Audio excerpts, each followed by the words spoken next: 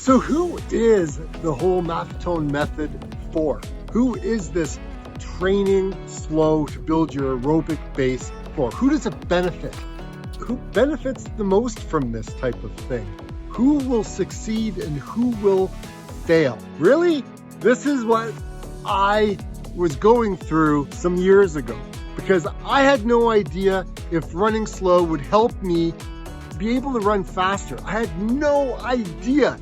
And I decided that I would give it the chance. I would give it 30 days and I would run and see what happened in that time. Would I get faster? Would I burn out? How much did I have to run?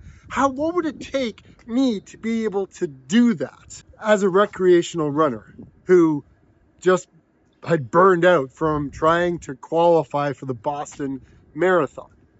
What was it going to take? And the race that I was going to run was a 100-kilometer race, but everything kind of shut down at that point in time, and I had to figure out what I was going to do next.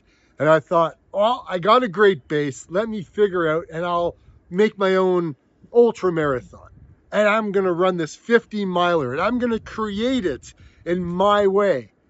And I did, and I ran it, and it was wicked, and I did so flippin' awesome at it, all by using this one method. Hey, my name's David, I'm the plant-powered runner, and today is another amazing run. I'm feeling awesome. I am doing my best to stay motivated and positive to make my next comeback even better than what I tried before. Sometimes I kind of step on my own feet when I'm trying to get back into the sport that I love. I'm up at Blue Mountain, gonna run around the village. I was here twice before and it really inspired me. I love being in this place. It's such a cool little town. It's the only place around that actually kind of feels like Europe in a way. Cool little village. Ski town, right? So the main plan today is to run 10K in this little village, and I'm gonna discuss with you who benefits from this thing and how it plays out, how it works. So if you do not know how the Maffetone method works, basically it is picking 180 minus your age, and that is the heart rate that you're going to run at for pretty much the majority of your runs. Now, if you're on medication, you're going to have to reduce it by 10 beats. If you are over fat, you're going to have to reduce it by 5. If you've been running successfully for 2 years and you've been improving, then you can add 5 beats on. If not, and you're coming back from an injury, you gotta reduce 5. Like, there's all these like rules and regulations. Well, not regulations, but just rules that you have to follow. And it's been successful for a lot of people. Now, there's a lot of people that find it very challenging, frustrating, and it doesn't work for them. And that's great, because it allows them to figure out what does work for them, because every runner is different and you can't categorize everybody the same just using an age-based training method.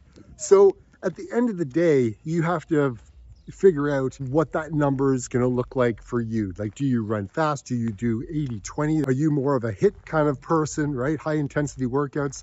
Look, here's the thing. You got to find out what works for you.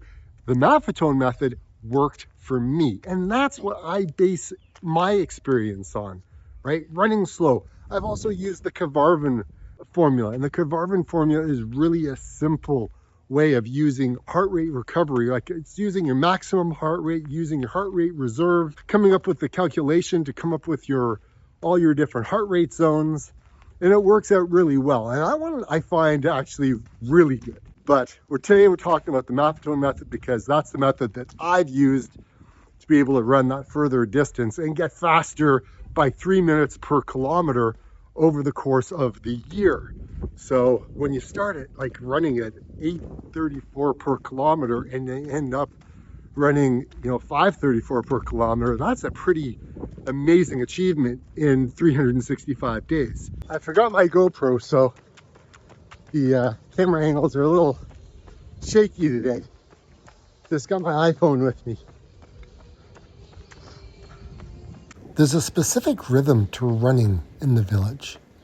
No climbing today, just finding the flow state. Man, the air is crisp and there's just enough of a headwind to keep me honest. It's about discipline, not speed. It's about keeping the heart rate steady and keeping the effort locked in. Let the mountain handle all the drama, because there's a lot going on up there. I'm here for the work. Now loop after loop, finding the sweet spot where the breath and the stride finally sync up. There's just one more lap to go. So there are some people who always ask me, like, who benefits from this method? Who benefits from running so slow all the time? Well, here's the thing. If you're in your 30s, your 40s, even your 50s, you can get a lot of benefit from this, and it should work for you. I think the people that benefit the most from using the Maffetone method first are people who have weight to lose, who are just kind of starting out. If you're like a beginner runner, this could be a method that you could use that actually helps you in your running journey. It may not be the, the method that you were looking for, but it could be the method that does take you the furthest. So to start out, I mean, like I said, if you're 30, 40, 50, probably see some good results if you're willing to shuffle and not worry about your form and really just kind of grind it and just be repetitive and have the time, because it's going to take a bit of time if you want to see results. I would say probably at least 3 to 4 times minimum a week running this slow and building your way up to at least an hour eventually. If you can start, pulling off like a couple of 90-minute runs eventually, that's when you're going to start seeing some pretty cool results, okay? So if you're in that age range, perfect. If you're trying to run and you want to lose weight, this is a good starting point for you to go down that road. It could certainly help. Another thing, if you are a runner that's coming back from being injured, this is a great way to kind of get back into it and just have that time to build a good, strong aerobic base before you start adding in some speed work. Or if you're coming back from being burned out, because being burned out, man, it's really hard to kind of come back from that. But if you're running slow, it's nothing. Hold on, what's that noise? So your time commitment is going to be probably at least 4 hours a week would be great for you to start seeing results. If you got a little bit more time on the weekend and you can get a 90-minute run in there, eventually work your way up to it, you can see some good results from that. That's what I started to see. I really started to see results when I started adding in that hour and a half run. It made all the difference. The longer I was on my feet, the more I improved, basically. It was pretty astounding when I started to do that. Honestly, I was pretty surprised. Something that you're going to have inside of you to be able to pull this off, and it's going to have to be a big why. Like, why do you want to do this? Do you want to lose weight? Do you want to be able to run further without burning out? Do you want to be able to run faster for longer? Or do you just want to be that recreational runner that doesn't get injured? Look, it could be all of those, and it could be a whole lot more, right? It could be, look, you've never been active in your life and you just want to start getting that way. Maybe you want to start exploring the trails, but hiking and walking just takes too long, so maybe you want to run it. Like, it could be any of these reasons, and maybe even more. So I would really dig down deep to figure out what your reason for running this slow is going to be, because that's going to help you when the frustration hits, because there will be times where you're going to start questioning your life choices, and you're going to be like, why did I even bother doing this? Because I'm not seeing the results I want to see.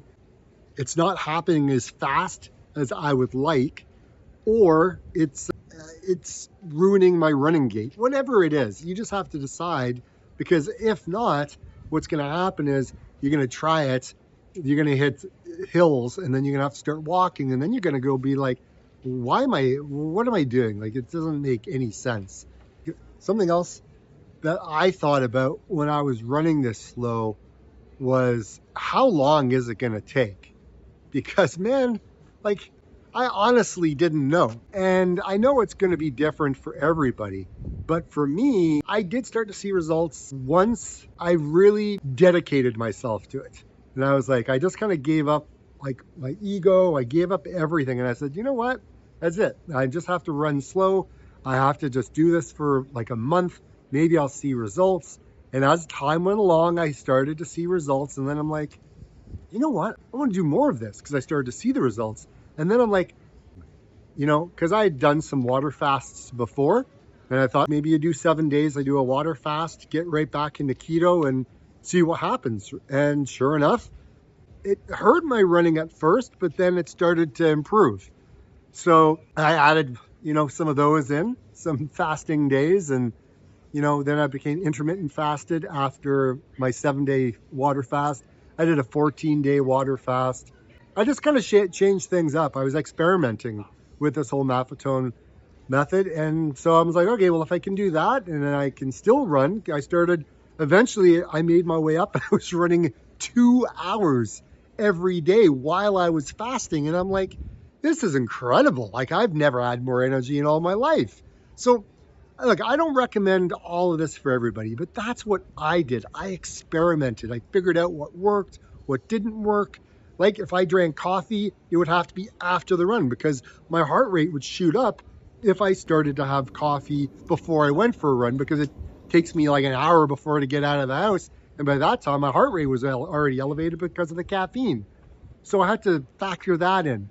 So there was a lot of these things. So the people that are going to benefit from using the Maffetone method are people who have a big enough why and can endure any how. Like, how am I going to do this, right? If you can endure that, then you'll get there, right? Have that big why. Have that goal. Set up a goal in there that by this date, this is what you're hoping to have, or you're going to run a race or something, because that'll help you. People who are dedicated, right? Who can dedicate the time to do what it is that needs to be done for you to see results. Because again, this is not an overnight thing. This is going to take a while. You're going to have some good days, you're going to have bad days, good days, bad days, and it's going to fluctuate. So you're going to have to figure that out as time goes on, right? So don't let the down days bring you down, and don't let the good days take you up, because there's going to be a middle ground in there somewhere, and you'll just have to roll with it, because if not, you ain't doing it anymore. I know that because I've been there. Another thing is people who live in an area where the temperature is really hot, you may be climatized to it. So you may not see, like, yes, you're going to be doing the heart rate training, right? Like this whole thing.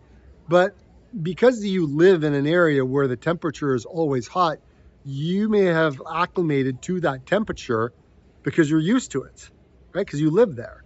So you may be experiencing something a little bit different. But for somebody who's used to 4 different seasons in a day, like Canada, like honestly, like the sun came out, honestly, just a minute ago, and it warmed up by like probably like 4 degrees while that sun was out. It's cold right now. But if you live in an area where there's a lot of hills, you're going to be doing a lot of hiking. And a lot of hiking, you may not like it, and it may suck, and you're going to be really frustrated dealing with that because you're just going to have to stop, start. It's going to be hard on you. So again, you have to figure that out, right? Are you going to be able to get through all of the frustrating things when it deals with the hot and humid temperatures? Are you going to be able to deal with all the hills that you're going to have to deal with? Are you going to have the time in your schedule to do the running that needs to be done to be able to do this? In the age range that I mentioned, is that going to work for you? And if you're above 55, I'm saying 55, Phil from Maffetone may say something different, but from what I've experienced, once you start getting into your 50s, you may have to experiment with your number, okay? So you can always add on a couple of beats and figure things out from there. Do the Maffetone test, every month to see if you're improving. You're going to have to figure that out. Everyone's different. And one of the things, the reason why I say if you're above 55 kind of thing, is because he had a smaller data set of runners who ran who were in that age group. He had a lot of runners who were younger. right? If you're a teenager, this isn't going to work for you, right? If you're even in your 20s, it may not work for you because you're running too fast. But in your 30s, 40s, if you're in your 30s, 40s, and early 50s, probably it'll work for you. Again, something you're going to have to play with, something you have to figure out, because otherwise, I don't know. I keep saying it, right? It can be very frustrating. And it's funny, I'm standing there and I'm doing a little bit of a talk, and all these people are just kind of looking at me as I'm doing this. So I thought, you know what, I'm just going to take it, and I'm going to get over the fact that I'm just talking to a phone in front of a camera in front of people, and I'm just going to do it. But the problem is I get a lot of the music that plays, and if a lot of the music plays, I can get a copyright, and the video doesn't get monetized. So I have to kind of figure things out when I'm doing these walk and talks, because the music just ruins it. But I love the environment when I get to walk around. Like, it's really awesome. Apparently someone's doing a little talk over here. Also, if you are somebody who gets bored very easily, then this isn't the method for you, because you will get bored. Running slow can be very boring because it's the same each and every day. So you may have to find a way to get that boredom, like, unboard. Figure out a way just to make it fun. You may have to go to a different place and go for a run. That's exactly what I did today. I came to Blue Mountain, decided I would do this loop, and I've quite enjoyed it. I've done it 3 times now, and it's something that I'm probably going to continue to do. So find something that you can do continuously, and that's not a lot of friction, because it'll help you in your journey to use this method. Something else I would suggest is set a reasonable time to train your aerobic zone, okay? Like, if you have a race coming up in a month, okay, it may not be the right time. This method is going to take some months, right? You may have to take 4 months. You may have to take 6 months out of your schedule to train this way, because that's what it's going to take. And the other thing is that it's going to humble you. It's going to make you reevaluate your running and your fitness. You may not like where your aerobic zone is. You may have to do a lot of walking because you can't keep your heart rate in that Maffetone zone. That's just where it is. Don't get mad at the method. That's just where your current fitness is at that time, and you just have to accept it for what it is. Because if not, again, you're going to quit, right? And then you're going to get the cycle where you're going to start running too fast all the time, and then you're going to get injured, and then you're going to go through that cycle over and over again. So cool.